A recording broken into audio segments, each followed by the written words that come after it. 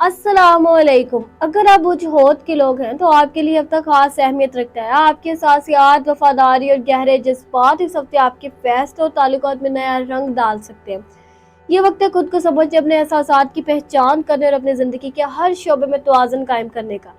इस हफ्ते आपकी शख्सियत की असल ताकत और आपके अंदर छिपी खूबियां वाज़िया तौर पर सामने आएंगी। अगर आप किसी मोहब्बत के रिश्ते में हैं तो ये हफ्ता ताल्लुकात में मजबूती और हमआहंगी पैदा करने वाला है। बुझहोत के लोग जज्बात में गहराई रखते हैं और इस हफ्ते आपको अपने शरीक हयात या महबूब के साथ खुलकर बात करने का मौका मिलेगा। छोटे छोटे मसाइल जो पहले रिश्ते में रुकावट बन रहे थे वो आहिस्ता आहिस्ता हल हो सकते हैं। तहम्मुल और बर्दाश्त के साथ अब अपने जज्बात का इजहार करना आपके रिश्ते को मज़ीद मजबूत बनाएगा। शादीशुदा बुझहोत के अफराद के लिए अब तक घर और शरीक हयात के साथ ताल्लुकात में खुशी और सुकून लाने का है। आपके साहसियात और समझदारी के बायस घर का माहौल खुशगवार और पुरसुकून रहेगा।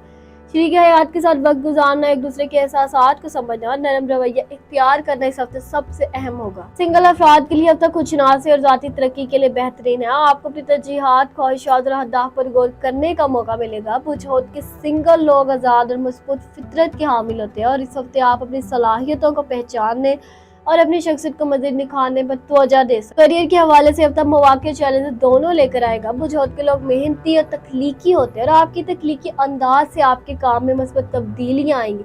मुलाजमत या कारोबार में ये वक्त नए आइडियाज अपनाने और अपने प्रोजेक्ट्स को बेहतर बनाने का है। जल्दबाजी से बचें और हर कदम सोच समझ कर उठाएं।